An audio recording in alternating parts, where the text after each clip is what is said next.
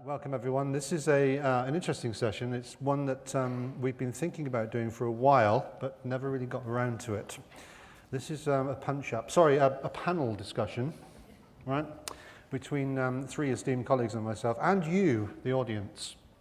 Anyone who was at my session with Andrew Jacobs here last year will know that that was the kind of the embryonic version of this. But what we're going to do this afternoon is we're going to try and look at some ideas and technologies, some innovations that I think might impact upon learning and development in the next few years. Some of them already are impacting in some ways, and we're going to kind of dissect them. We're going to take a critical view of them and maybe argue about their merits and disadvantages, and hopefully you will join in. There will be some microphones available, I hope, roving mics around where you can have your say. And I'll be looking out into the audience to see where your hands are. So you put your hand up if you want to ask a question or make a comment or make a challenge or even just disagree with what's being said. And no holds barred, as long as people don't personally attack each other. I think anything is possible and anything is permissible. So you can speak your mind. That's the whole idea behind this.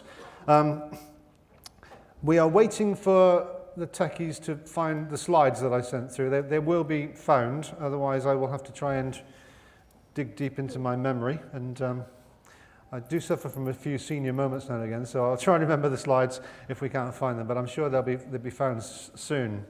Let me introduce myself first. I'm Steve Wheeler. I'm Associate Professor of Learning Technologies at Plymouth University, which is in the back of Beyond, down in the southwest. If you've been to Plymouth, you know how long it takes to get there. And I came up yesterday, and I'm not even jet lagged. It's actually, it's good, But I'm going to introduce the panel to you, and then get them to introduce themselves, and I suppose tell you why they want to be here today. So, firstly, Andrew Jacobs. Thank you, Steve. My name's Andrew Jacobs. I have the longest job title in the world. I'm Organisational Learning and Talent Management Manager. It won't actually fit on my swipe card for work. Effectively, what I run is the whole front-end HR piece for the London Borough of Lewisham. So looking at everything from attraction through to recruitment and all the L&D stuff as well.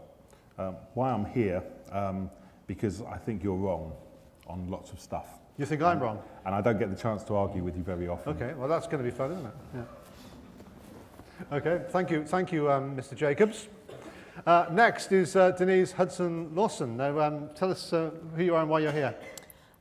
Good afternoon, everybody. My name is Denise Hudson-Lawson. I'm an enterprise learning architect for a wonderful company called Pluralsight, who specialise in video e-learning for the IT dev, IT sysadmin, and the creative professional. That's the pitch out of the way. Why am I here? Because you're wrong. You're always wrong. And I just want an argument with this one. I'm your man. Well, let's introduce Donald Clark. Clark. I'm right.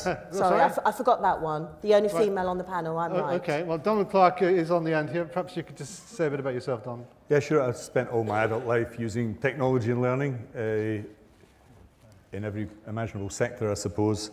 The one thing that attracted me about this panel is that I'm really a learning theory person, and the technology emerges. Nevertheless, I do hate that comment. It's all about the learning and not about the technology.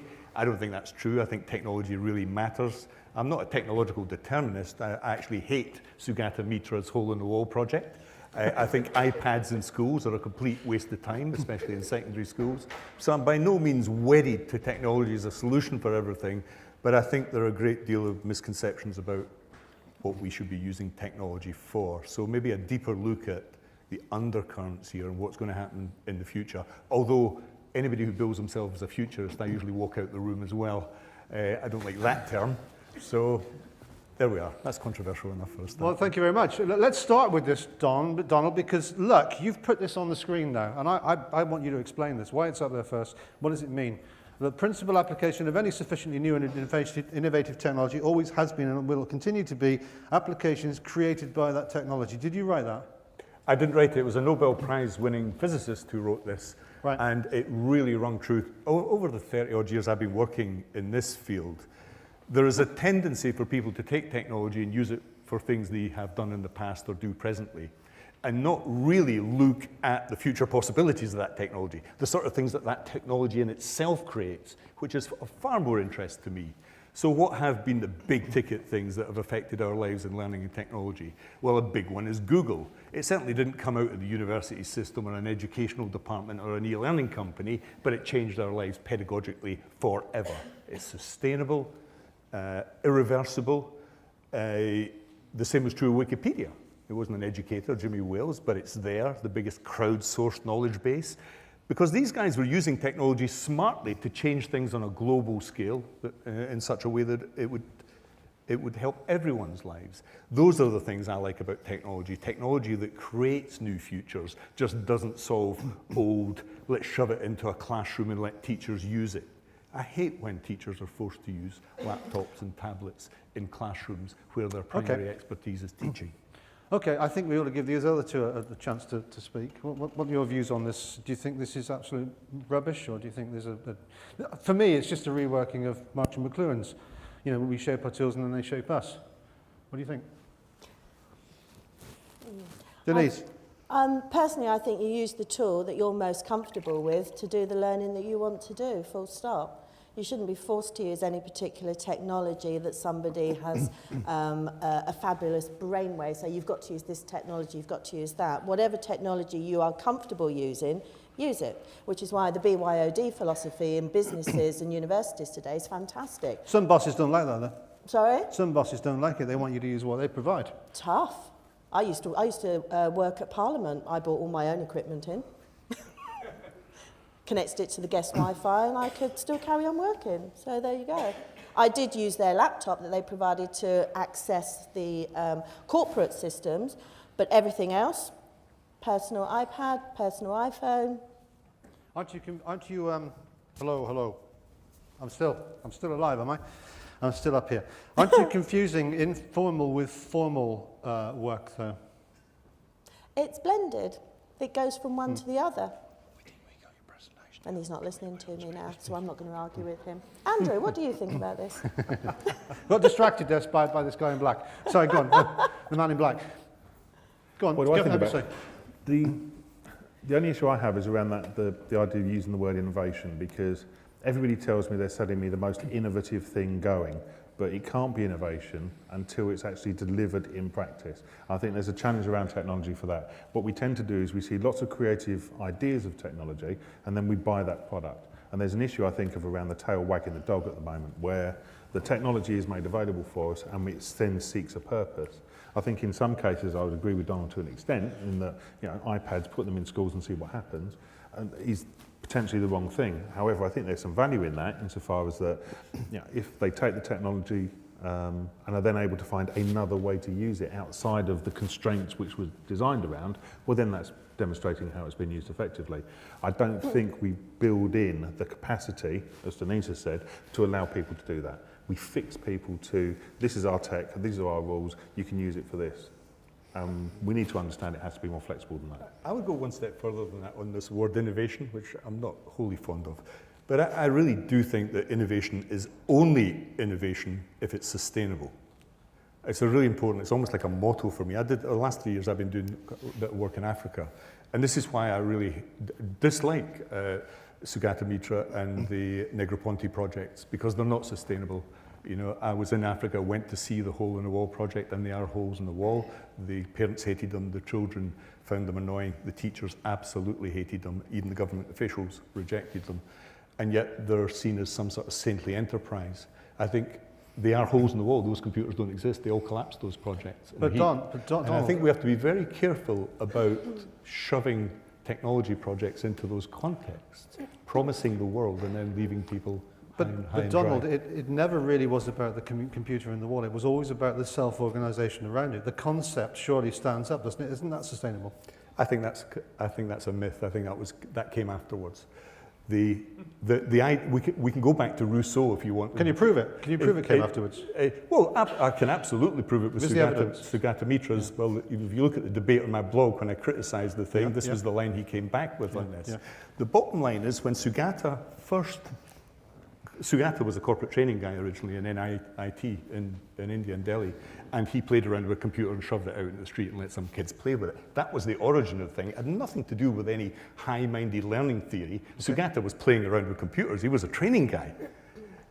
He suddenly got plucked out by a very right-wing academic called Tooley, who thought that all state schools should be scrapped and everybody should have a voucher system. If you remember Keith Joseph, he was the guy, the academic behind this. Now, he spotted Sugata because he was a corporate guy. He had this idea that for very poor people in the world, if we just give them computers, we can do away with schools. This is a really dangerous idea, this. But it was an idea that Tooley had. He wanted to do away with state schooling as well. He got Sugata Mitra into his department in the University of Newcastle without any academic credibility or credentials, and gave him a whole load of money to go out and put hole-in-the-wall projects up. And they were not self-organized learning projects. They were rather bizarre experiments that came out of Sugata's playing around with computers in Delhi. Now, that would be good, wouldn't it?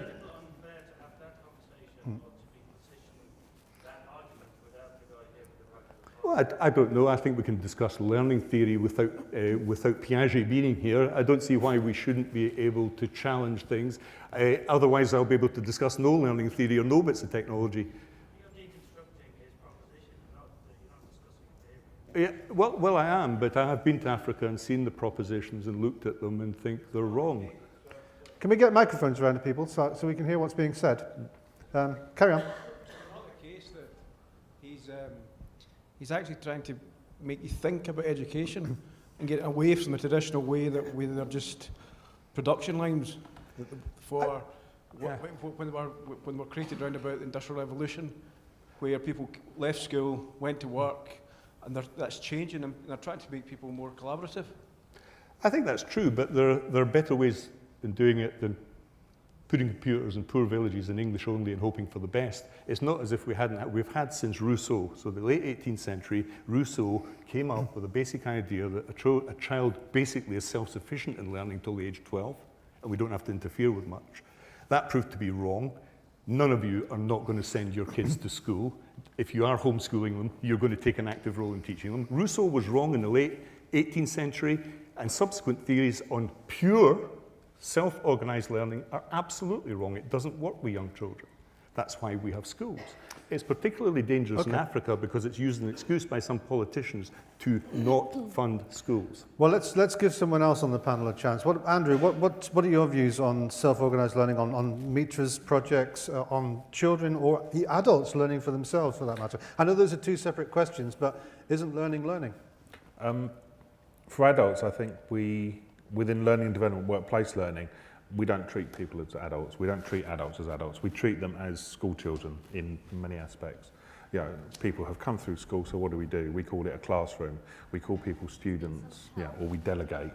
Okay, I can delegate responsibility to you because if you don't learn, that's your fault.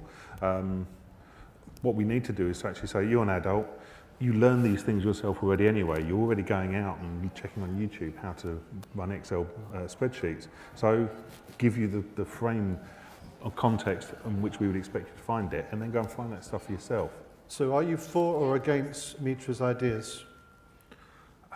Don't sit on the fence. Don't sit on the fence. The context is absolutely critical. Would you say to a new trainee infantry soldier, here you go, here's a gun, just work out how it works? Or would you expect some form of instruction? It's entirely relevant to the context that the individual is learning within. Right, okay. You'd probably be fired, wouldn't you, I suppose?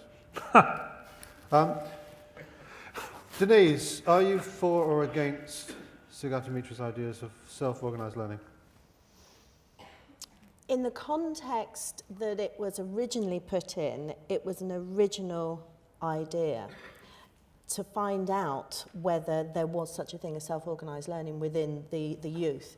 However, I think it was a very bad experiment, and for somebody to experiment on children for a theory without having all of the behavioural backup behind it was wrong. Well, you don't know that, do you? You don't know that there wasn't any behavioural backup? Well, what do you mean by behavioural backup? You don't experiment on children, full stop. Well, surely there must have been some kind of ethical protocol put into place, wasn't I don't know. Don, You don't was think there, so? Donald, was there any ethical... There have been three bits of, you call them research, I went to Africa, saw one big project in Namibia and Windhoek. Mark Washer, University of Berkeley, went to India, and a Dutch academic went to North India. We all looked at, we spoke to the pupils, teachers, and parents, interestingly. In all three cases, there were no protocols associated with normal research associated with them, which was interesting. I don't think that's a big deal, that one, to be honest. But I think a really important thing was the way all the data was skewed. The teachers in particular hated it because it was a massive distraction. I don't know if you know, but Sugata's hole-in-the-wall projects ended up being in schools. They took them all out of the holes-in-the-walls and built them in schools, which completely destroyed the whole notion of self-organised learning and so on. But I think we might, the danger here is we're getting an eternal spiral on Sugata. I don't think, maybe move on from that a little Okay, we're going to move on. That's an interesting start, an opening gambit. I've put the M word on the screen, massive open online courses, and I'm sure you're all aware of these. They're not new. I think I took part in the first one back in 2005 or 6 when Stephen Downes and George Siemens were running them, and I was a guest speaker on that. So they've evolved since then. But Andrew, are they useful in education? Are they useful in learning and development? Absolutely. Why? I think what they do is they start to move the shift from L&D as a pusher to L&D as a provider. We all push our content to people. A MOOC is much more about what are the things you think you need to find out. There's this content, do some work time around it, do some home time around it, but it's self-organised and the individual can choose to do it. The individual hasn't even need to complete it. The idea around completion rates is absolute. I don't get why we're fixated on that people have to complete them. I've done 4 MOOCs and haven't finished a single one of them because I haven't needed to, because I've got what I've needed to. Can I take a straw poll here? Who has actually done a MOOC, studied on them? So there's quite a few people. And how many of you actually completed it? Less, some. I think the current data is somewhere between, statistics between 3 and 7%, I think, completion rates. But you say that doesn't matter. No, because in a workplace learning context, and this is the big challenge I think around workplace learning, is that we count the wrong stuff. The fact that someone's completed a MOOC is meaningless if they don't then take that information and demonstrate it and apply it in the workplace. What matters is the individual's manager seeing the individual changing the nature of their performance and being able to reflect with the individual there. If they get that from week 2 of the MOOC, that's all that matters. Okay, Denise, what are your views on MOOCs? Do you see them as being useful in learning and development, or are they just a kind of a blind? Well, as you said, they've been around for years. I've done 4. I haven't even got through half of them. I think the concept is an interesting concept of being open and available to all. My only problem is that they've just taken the classroom and put it online. So each one that I've enrolled onto, there's been a tutor. There's been tutor sessions that you have to sign up to.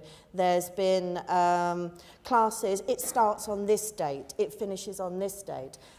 My way of learning is I go and find what I need to learn, when I need to learn it, and I go and get the information. I watch videos, I go and have a look for transcripts. The idea of a MOOC is brilliant if you took out those barriers around it of you having to be able to be there at a certain time in a certain place. The original idea of a MOOC was that you could learn anytime, any place, anywhere, at your own leisure. It didn't matter what your level of education was, you could dip in and dip out as you needed. I think the way that MOOCs have evolved at the moment, they've completely lost that. We'll come to you in a moment. I just want Donald's view on this. Donald, MOOCs, glorified online learning or something new? Well, clearly, I've waited the whole of my adult life to see 20 to 30 million people doing higher education courses in their own home. I've done 8 myself. My son, I have twins, one went to university, one didn't. The one who didn't finished a Wharton Business School marketing course, which gave him a new job. I think the MOOC world has swung much more towards vocational learning away from the academic world, for the very good reason that the sort of adult learners, people in this room who have taken MOOCs, don't really want to go back to university to do the 10-week semester course. Remember, the first batch of MOOCs were all designed by academics to be a semester long. That doesn't actually fit the real world very well if you've got a kid or a job or whatever. So some have finished, some I haven't.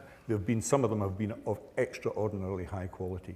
The first MOOC I did was the AI MOOC, which was the first big, and it was one of the hardest courses I've ever had in my life. I think the dropout thing is a bit of a red herring, really. Remember, this is early days. I don't really understand why people have come out again them so quickly, you know? Give it a chance to breathe, this stuff. Of course, the reason is academics don't like them much because it's a bit of a threat to the existing £9,000 a year if you have twins, £18,000 a year multiplied by 4. It's not a very happy outcome, that one. It's a big number. Or is there an alternative? Okay, and there is so an alternative, and it's cheaper. We have to make higher education cheaper. Good point. So we have a question at the back here. Sorry, Marco. Yeah, so it wasn't so much a question, it was just a comment on, it was almost a red flag of what Denise said. So I think A, you're wrong, but B, I think you're being a little bit unfair, actually, because, you know, not everybody is a self-directed learner. And arguably, I'd say the minority are self-directed. You know, the majority need a framework, and a MOOC gives a framework in the right context. And it doesn't have to be in a framework, but the majority are made that way. So I think it's about, you know, it's to you mentioned it, it's about the context. The context is absolutely key. It's the subject matter area. You know, talking about what you were saying there, I get it, but I think it's too sweeping for me. Okay, and a question at the front here, or a comment at the front here, if we could just bring the mic down. Thanks, Marco. Thank you. It was just a comment that, according to researchers, 70% of adult learners are self-directed learners. Actually, I took a PhD in learning psychology, and I did in Brazil a famous research measuring that, and all over the world, adult learners learn when and how and where they want to learn. Just want to add that. There's an interesting definite, you know, George Siemens, who started one of the first MOOCs, he said something really fascinating here. He said that the MOOC phenomenon was a supply phenomenon in reaction to a demand. It's a very interesting sentence, that, because out there were 30 or 40 million people who really wanted to do these courses, who were never going to be satisfied by the old model. They're people our age. We're not going to go back to university. You know, we're not going to do that. So it really was quite demand-driven, even though a lot of people didn't finish them. And I think you're right. Massive demand out there, especially now that they're switching their guns over into the vocational adult learning world. A lot of courses on business and coding and so on and so forth. I think that's why Udacity did it. That's why Coursera are doing it. Udemy were already there. FutureLearn's a different proposition, really, more academic, I think. But I think you're absolutely right. George Siemens' point was that self-learning in the adult population is a real thing, and this satisfies that need. I agree. Okay. Interesting you raised FutureLearn. There's a FutureLearn MOOC running at the moment around managing people, which is business related. And interesting, I think, also relating to your point, the geographical location of the students is important as well. On the Managing People MOOC, there was a massive number of students from the Indian subcontinent because it's free and it's available and they can access it and it suits. We're going to move on. This conversation will continue, the thread will continue, but we'll move on to the next slide and I'll show you another idea, artificial intelligence. Now, we heard from Gerd Leonard this morning, some of you who were in here for the second session, that artificial intelligence is one of those movements that is drawing us closer to being able to invest all of our energy and all of our ideas and our memories even into technology, and also to get the machines to think for us in some ways. Is that a good thing? I think we'll go to Denise first on this one.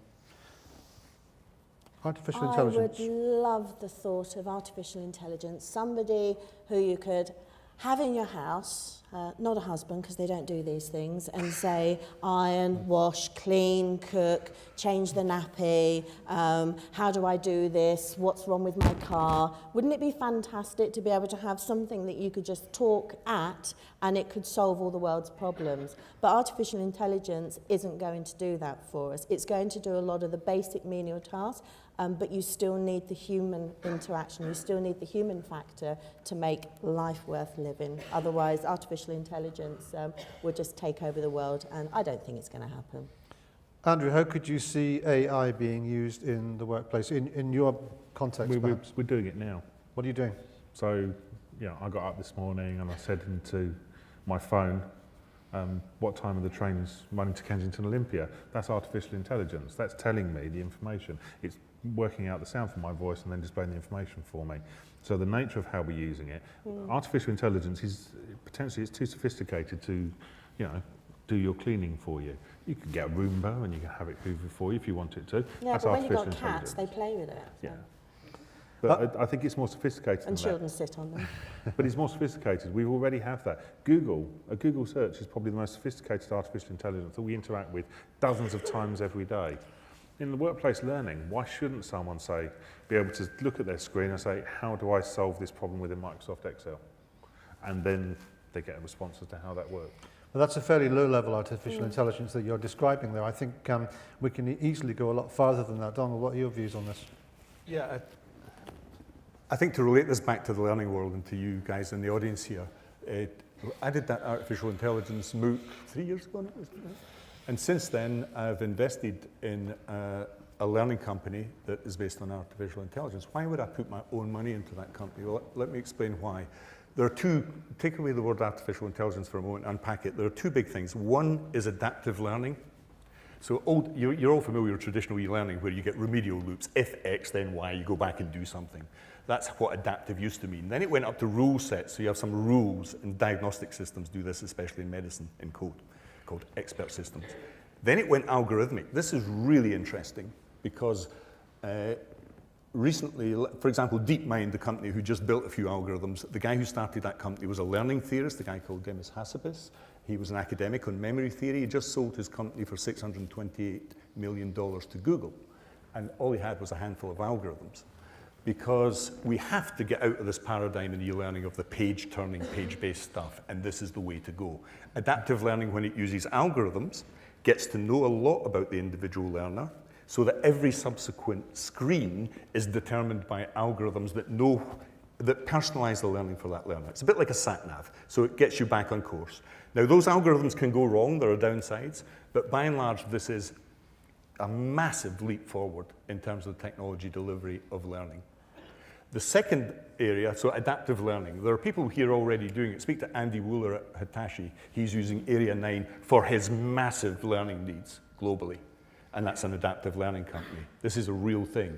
As was already said, adaptive learning, you use it every day in Google. Google is an algorithmic learning system. Facebook does it, Sport, Netflix, if you bought that, Amazon, if you buy a book, the recommendation engines all use these techniques. There's a lot of HR analytics tools are coming out nowadays using those sort of algorithms. Indeed. And I think a lot of talk about big data. I think big data is less interesting than the adaptive and algorithmic learning thing because machine learning is the really interesting thing. If you have large amounts of data fed into machine learning algorithms, they learn themselves. In other words, these systems are getting intelligent, if you take that word for a moment, they're getting intelligent about you as a learner, aggregating data, bringing it to bear in the course, even identifying weaknesses in the design of the course itself, which was seen in MOOC land. So I think 2015 will see a big rise in adaptive learning. Okay, so who sees AI as being important in their companies in the next 2 to 3 years? Anyone in particular? Not many of you, that's interesting. Who can see it as a danger in some way, or a threat in some way? One or two people. So again, you're fairly ambivalent about that then, I would see. Do you see there being any dangers in AI, any of you? Is it going to come to the point where we're going to see a kind of almost like a dystopian future because of computers or information technology taking over what we would normally do and in some ways maybe even de-skilling us, as Braverman would say? Yeah? No. It's already happened. You must remember, we've had the massive effect. If you take SBC or computer-based control in manufacturing, it has wiped out jobs for unskilled people. You know, this has already happened in one layer of society. That's well documented. We know the real threat is whether, and at Davos recently, a Nobel Prize-winning economist gave a whole speech on the hollowing out of the middle classes, middle management jobs by AI, and he has a point. If your job is decision-making, we may very well get to a point where that decision-making is done better by a machine. This is a possibility, and it has happened in other areas. I was going to say, one of the growth areas for most industries is knowledge workers, isn't it? And if there's a threat to knowledge working, We can understand how robotics, for instance, can overcome or overtake the manufacturing industry, where there are mundane jobs that need to be done time and time again consistently, and it can be done better than a human being. But when it comes to thinking and creating and innovating, to use your hated word, and also the idea that, you know, working with knowledge is a new way of working, isn't that going to be a threat? Is working with knowledge a new way of working? Everybody's been a knowledge worker for years. Well, what do you think? I mean, I think there is a new way. There's a new paradigm of us being able to invest our cognitive energies into something which we never used to be able to do without the tools we've got now. But that's just the innovation. Sorry, Donald, of the tools that we have to help us be better knowledge workers. Knowledge working isn't a new thing. It's been around for years. No, but certainly what I'm saying is that we can amplify that knowledge now through the tools that we have, and that is for me a new thing. I don't know if you can disagree if you like, but I see it happening in my classrooms regularly. The downside and there's well-documented downsides to AI or even adaptive learning. You've got to come down to the masses. There's false positives, which is a mathematical problem, because machine learning tends to overlearn and therefore become quite crude and then stray off board. You'll have seen that in sat-nav systems sometimes when they go haywire. That's because the algorithms are sort of going haywire. They don't have enough data. We have a question just here, and then one down at the front. You're on. It's more of a comment, really. Okay. I think it's very hard for us to know, because we're not very good at actually knowing what the impact's going to be. And I think I think it will have a big impact. I just don't think we really know, and there are a lot of unexpected consequences that will come through. I also think it will probably take a little bit longer than we probably imagined. These things seem to take maybe 10 years rather than 2015. I heard Sir Ken Robinson speak last week at the BET show, and he said something quite profound. He said, we cannot anticipate what people will do with new technologies. We just hope for the best. Down the front row here. Yeah, I was thinking as a more general threat that you start to become a little narrow-minded. So if everything is in efficiency according to your kind of personal development where you are, you will not get out of your context as Andrew started. So everything new will be within that context. So I'm here to be surprised. I could have done at home a lot more work in the direction I'm working on. So I'm here to get that other kind of thing. So one of the threats to me would be that you get more of the same. So you do have help on a certain area, but deeper. But the question is about the broadening, the personality, and the innovation, and the creativity.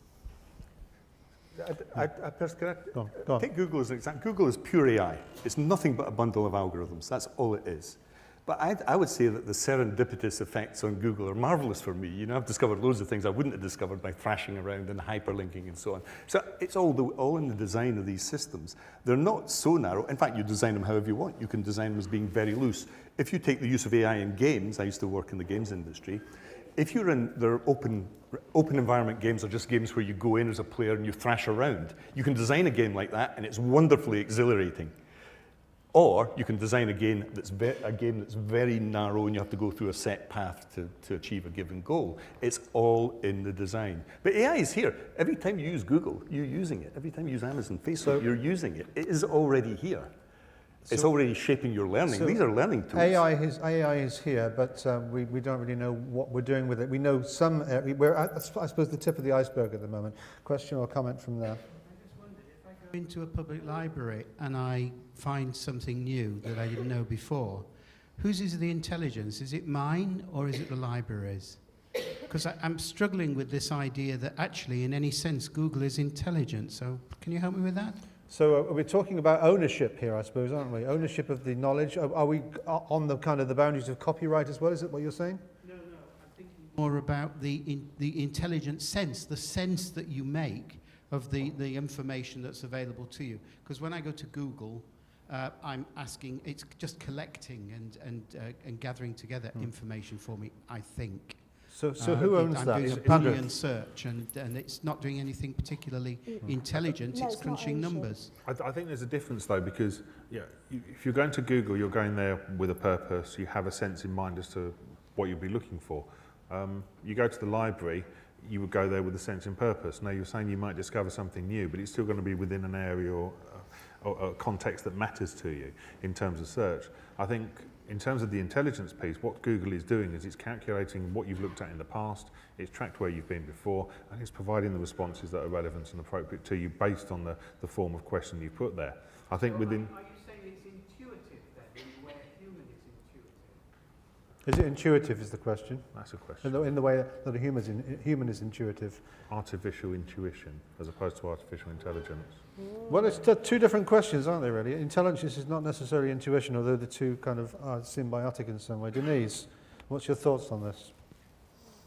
Interesting. I think what Phil was getting at was when we ask a search engine to search something, it's actually delivering up information from a mathematical algorithm. It's not delivering intelligence. What we do with that information and how we assimilate it, that then becomes a property that we can use to broaden our intelligence. Is that what you were getting at, Phil?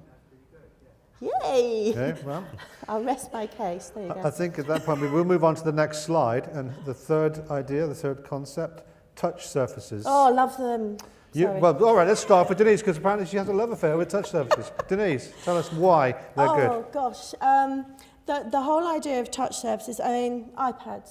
iPad is touch surface? Absolutely fantastic. You've got the Apple Watch coming out, you've got the Pebbles, all the sort of things. Only if you file your nails down, by the way, ladies, because a lot of these screens don't work with long fingernails. When I first started to use them, I hated them because I couldn't get used to them. But now I've adapted and I'm looking at them and I'm thinking, gosh, you've got touchscreen televisions, you've got interactive boards that you can swipe things across. The matrix and all of that is now coming to life. And it makes it so much easier for people to move things around. If English isn't your first language and you're doing an international conference or an international learning event and you have a touch surface that uses visual images as opposed to text-based language, then everybody can take part in that learning activity rather than just the people who have English as their first language or whatever country that you're in. So you're talking the about representation of learning events from a learning technologist perspective, you can do so much more with it. So what you're referring to is multiple touch and multiple user spaces, really, Yes. that are surfaces. Yeah. So, and it brings not only learning, but it brings everything to life.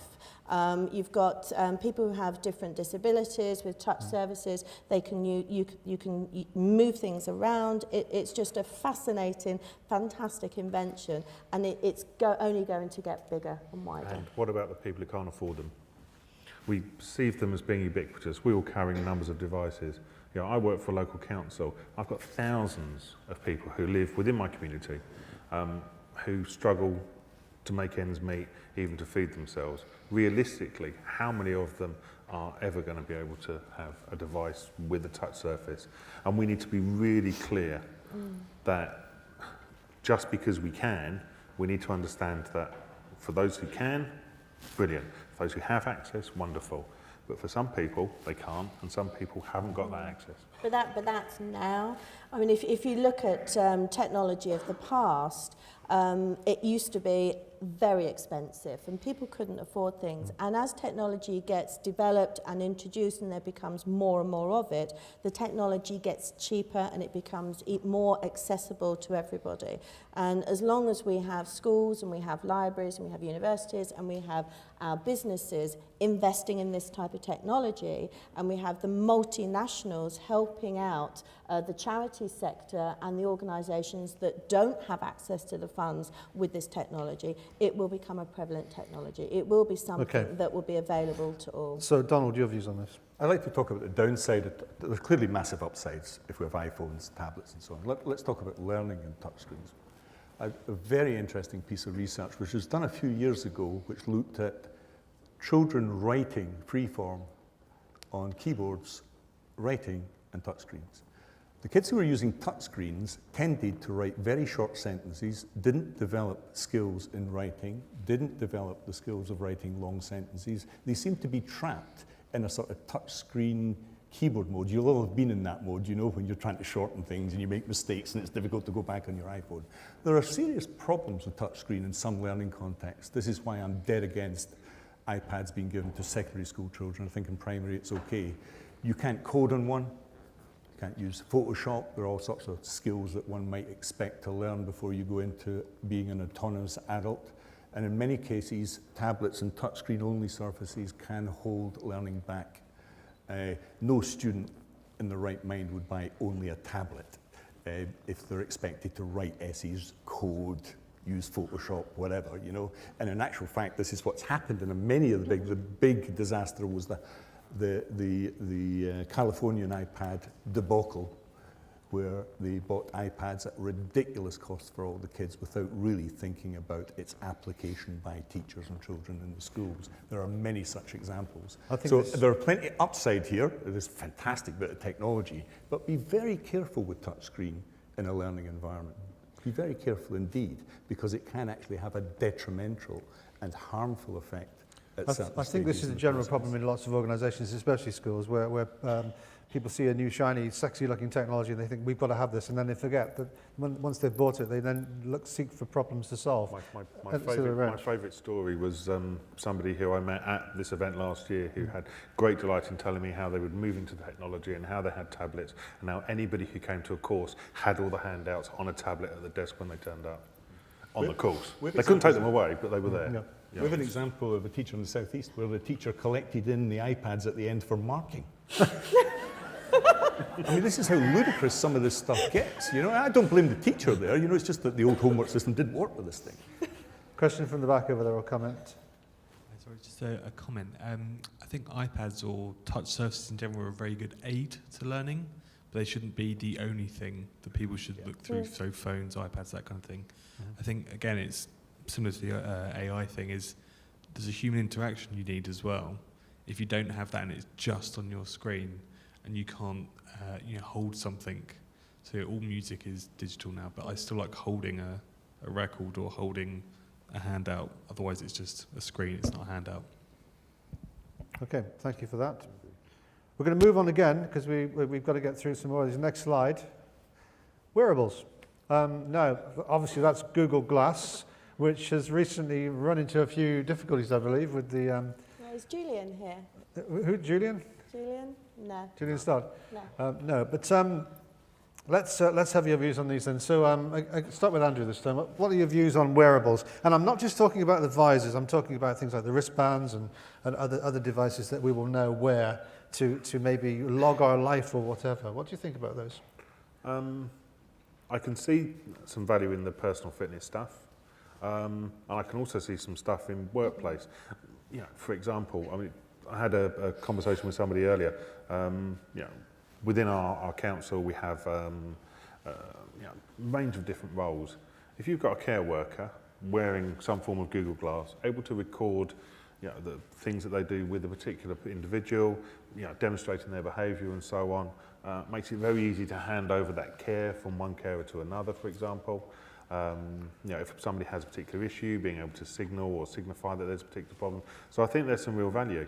How ubiquitous they become, I'm not sure. What is it about wearing your technology that is so important to some people then? Why do people go a big bundle on this, wearing their computer or whatever? I don't even have a watch, so I couldn't tell you. Well, you're wearing glasses, that's a form of technology, although it's not connected at the moment. So, Denise, go on. Shoot your bolt on this one. What do you think? Really? Yes, go on. Sorry.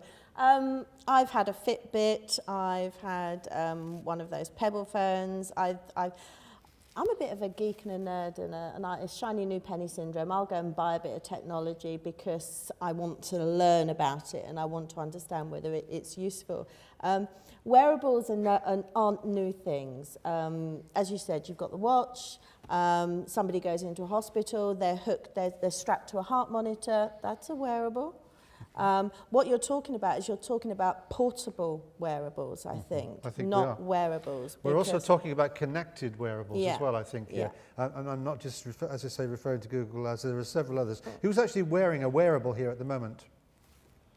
So not many. So if I ask the same question next year, would we see more hands, do you think, Donald? you think it's going to increase? You know, when you look for these underlying things that to do with technology, I think an eternal truth with some technology is that status matters. You know, we buy iPhones, you can put as much music as you're ever going to listen to in your life on the bloody thing. It's not absolutely about functionality.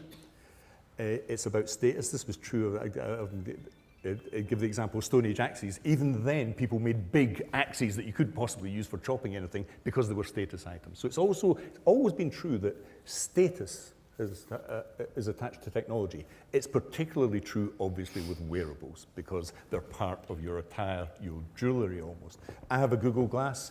I went out wandering in Sussex and Lewis. I didn't go in Brighton. There were too many nutcases in Brighton who would abuse me.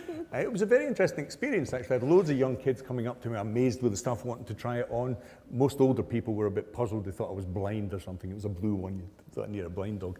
But it was very interesting. Going back to the comment made by the young chap in the back row there, I think I then been involved in a project using Google Glass in vocational learning, where you're actually doing something. And the great thing about that device is you can do things with your hands, vocationally, whilst getting tutorial advice here, also taking pictures as assessment of the task you're doing, including video. You just wink to take a picture. Fantastic feature. So I think it's, you know, horses for courses here. It's very early days with this stuff. You know, watches have been amazingly popular. Why? I don't know. One function. Why do people spend 10 grand on a watch? Status. That's why people buy 10 watches for 10 grand. And that's why most of you bought your watches. You haven't bought like a tinny £5 watch from Timex. And so I think when this eventually comes, remember Google Glass has not been cancelled. This project will go on. When they get the status side right, then these things will become, the big areas, of course, in the healthcare issue already happened in diabetes. That's quite common. Andre, what were you going to say? I was going to say, I think that your question, how many people here will, or how more likely will have wearables, is exactly tied into the status issue, because when does the Apple Watch come out? April. Yeah. April. So there's a question over here, near the back row. Oh yes, Phil, that's a wearable. Oh, of course. Okay. Very So good. in It's a bit of effect, low-tech wearable. in effect, these here, you're saying these are wearables? Yeah, people said they didn't have a wearable, but most of us got a wearable on, so just be careful because it's there. You might not recognise it as such. I'd like to see the future of wearables in medical monitoring in the third world countries, because it's very difficult to monitor sort of like the polio and all the different things that are happening out in the third world. And if you could provide a cheap medical wearable for a lot of the third world countries, I think that would provide a lot of statistical information that would help organisations provide the medical care and attention that people need, but it would also mean that we were helping, as a first world country, helping a lot of those third world countries. Jane Hart, you may have seen her speak before. She's become a real expert in this area. I personally have found her wearables site, relating wearables to learning, incredibly useful.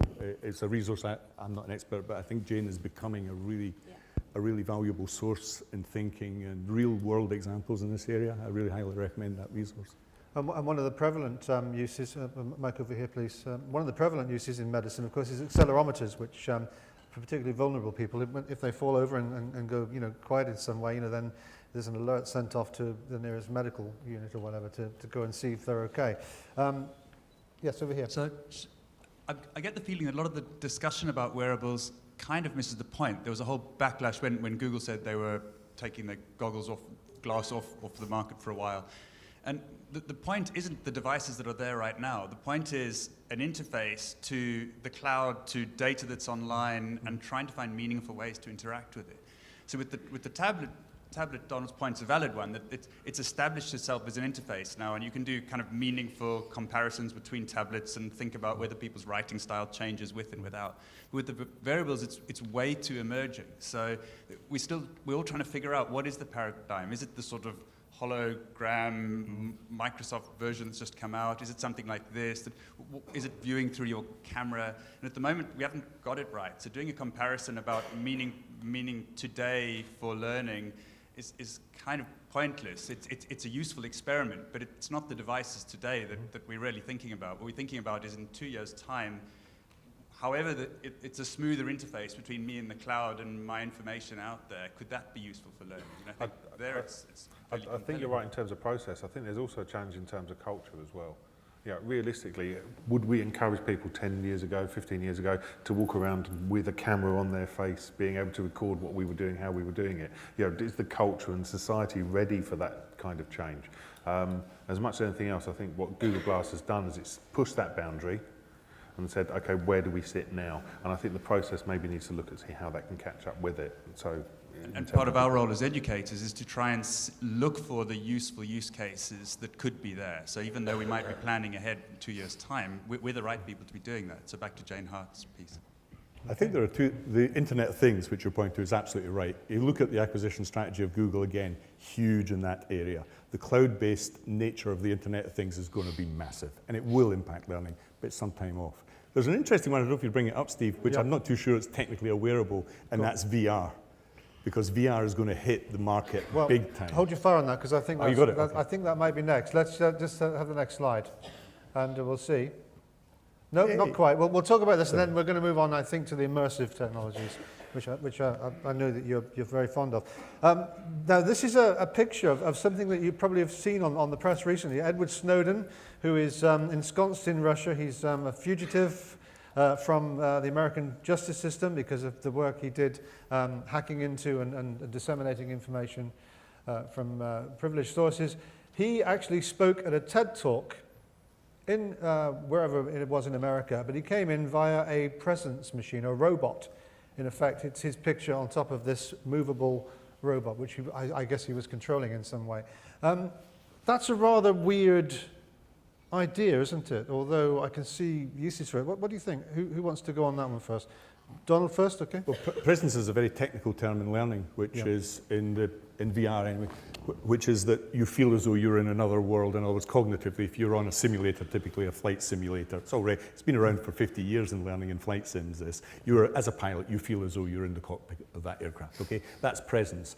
To achieve presence, you need field of view, you need head tracking, good audio. There are several components that make you feel that you really are in another world. And the simulations people, if you've been involved in military sims or flight sims, will know all about that stuff. It's here. It's been here for decades. You wouldn't go on an aeroplane without knowing that the pilot had done 3 hours of flight sims. So this is not the future. This is already the now and even the past. What's changed is bringing flight sims to the consumer world. And presence is absolutely here and now in the Oculus Rift for $350. And we will actually deal with the Oculus Rift and other immersives later on. Can you see yourself using this, Andrew, Denise? You know, if you couldn't get somewhere, would you send your robot in and say, "Here I am, but I'm not really here. I'm a robot." I have a horrible vision in my head of a training facilitator at the front of the room on a screen like so, and 12 people sitting around desks exactly the same, talking at this person. And you can see, because we have this culture of you have to be there in order to make stuff happen. And it comes back to that, well, do we know how we can use the technology yet? Yeah, we're doing a TED Talk, but it's still him there delivering in the same way. It's the Futurama head. It reminds me of the thing. Futurama kind of head in a jar thing, isn't it? I mean, it's something which, what do you think, Denise? Is this bizarre or is this actually usable? I think it's usable. I would hate to see it in a classroom environment because how can a robot control delegates in a classroom or children in a classroom?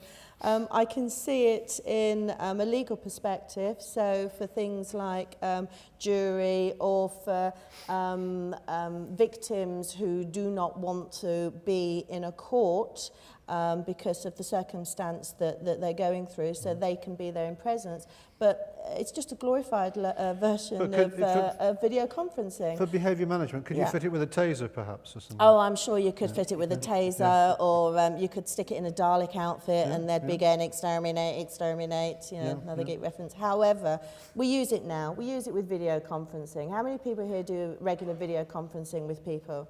I do. My head office is in the States, and I spend most of my day on a screen talking to conference rooms of people in the States, and it is quite scary to see your big face sat on another screen. So we do it already. So it's going to be no different apart from the machine that your presence or your avatar is going to be put into.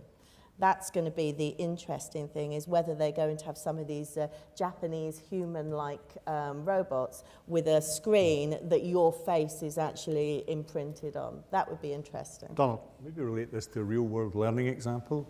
I've been involved in a project for training carers who go into care homes. It's a big political problem, low wage, no training, you know, those horrible things that happen when untrained people have to deal with people with dementia and so on. And it was a very interesting experience because we're using a standard 3D sim, so we create a social care home. We then have avatars who are the residents, elderly residents of that home, and for the person who's being trained, they literally go into that home and have to deal with the problem. It's very interesting how successful this has been in training the competencies. Let me give you an example.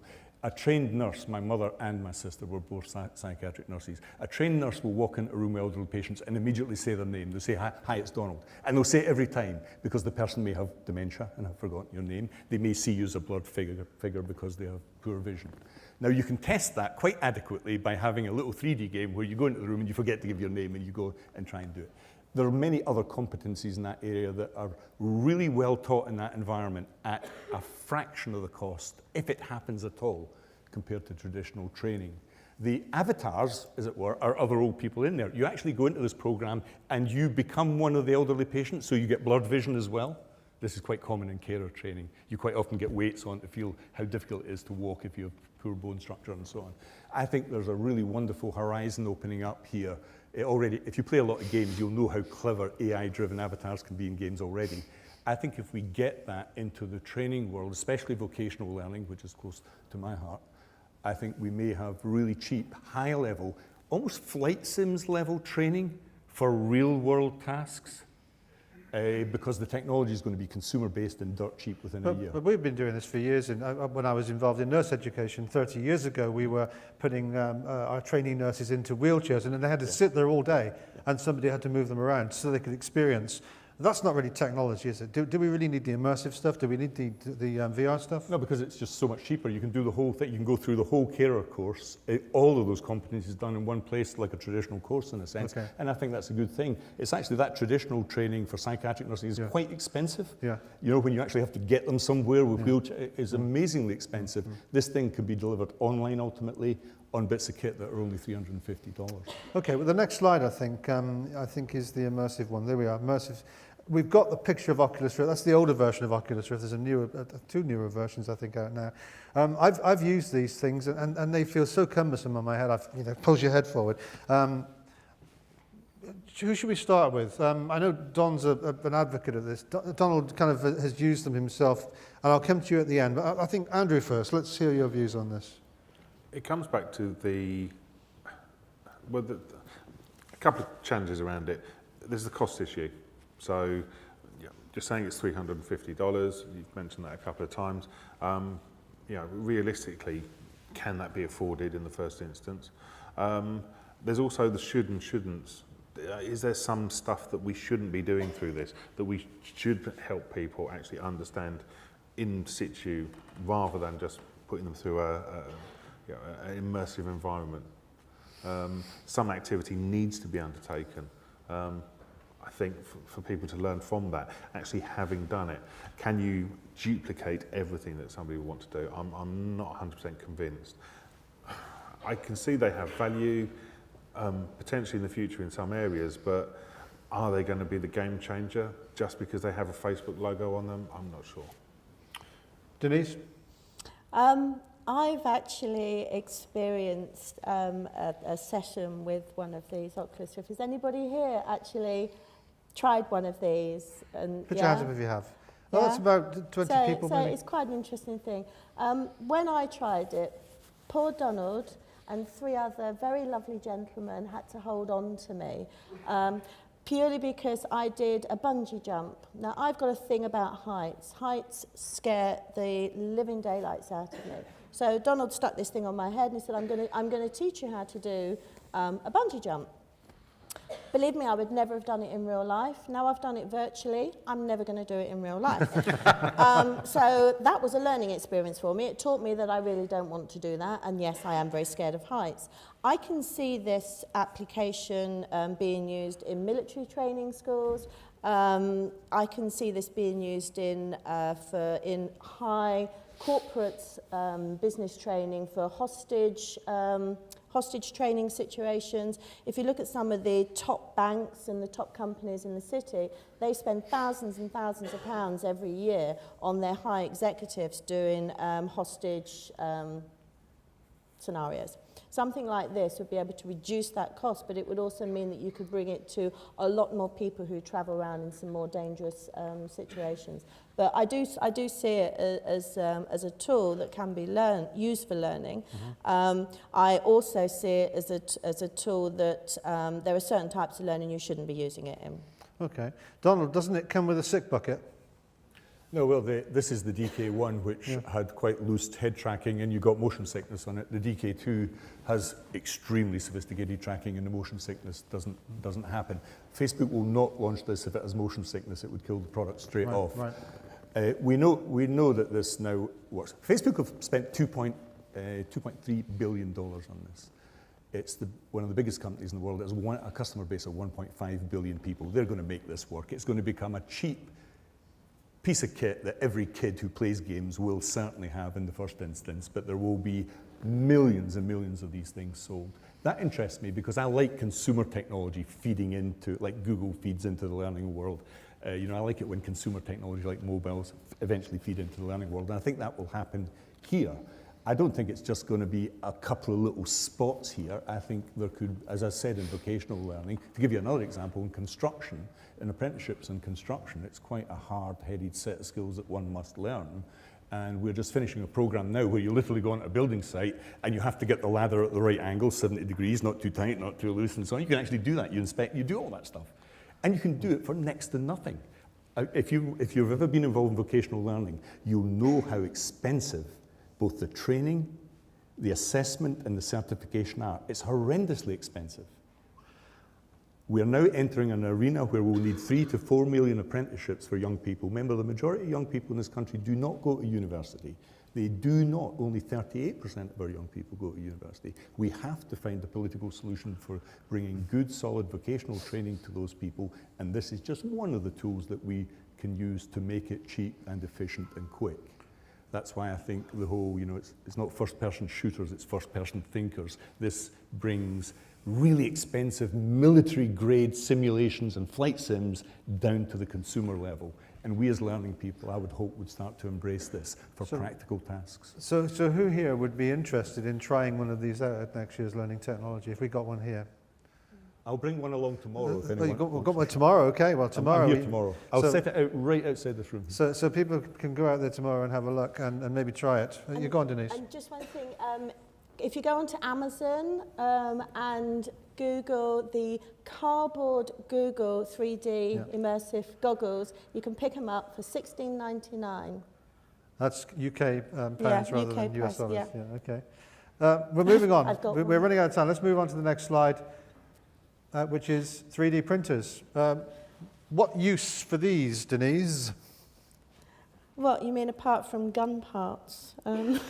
Making guns? Well, they've done that, haven't they? Didn't they do something in the space station recently whereby they sent an email to a 3D printer in the space station to replicate a part that was needed? That is just, for me, that is just absolutely mind-blowing. If they'd have had that back in the Apollo days, that would have been fantastic. But do they actually have any purpose or use in L&D? In learning and development? I would have to think about that. It's not something that I have a particular opinion about. From a technologist perspective, it has a huge amount of uses. From an L&D perspective, I personally can't think of one at the moment. Can anyone here see any uses for them? Anyone? Say I'm wrong. Marco, what kind of, give him the mic and see what he says. I think there was a great example in the news yesterday of the young girl who had a large hole in her heart, and they thought that they couldn't save her. So they brought in a consultant who did a 3D print of her heart, and then they were able to study the heart on the outside before doing the operation. So the operation was a success and has changed this girl's life. And I was thinking about, I was listening it to in the car, and I was just thinking about it from a nursing perspective, and how we could then, that could be utilized in major surgery and then down at lower end surgery. Okay. And I was then just thinking about it from a pure learning and development perspective in any industry, how you could do that real case scenario, practice, if you like, before you actually do it. Thank you, Marco. Go at the front. Yes, it would be cool to have one in your classroom, so you can print new chalk, pieces of chalk to write on the chalkboard. I love it.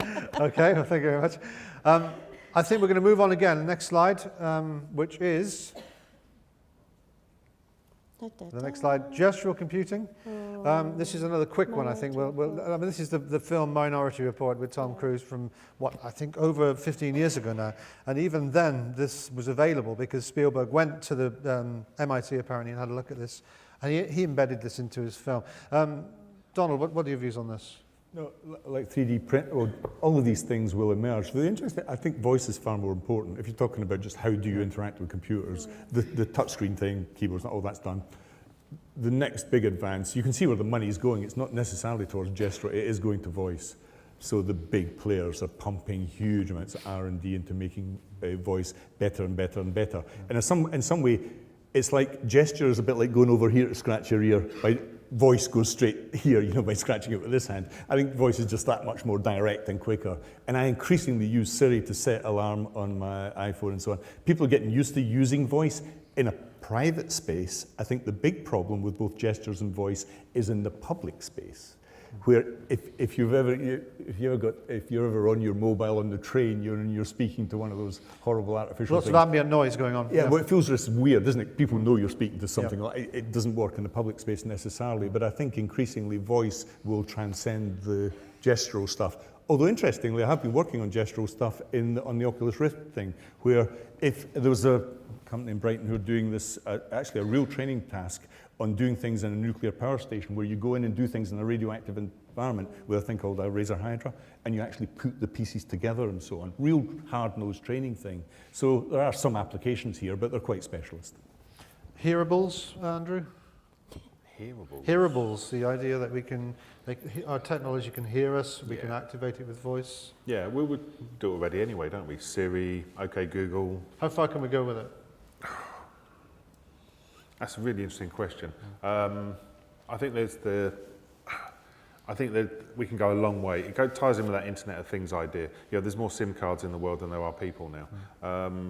So OK fridge, tell me what I need to buy. There's that kind of mentality around it.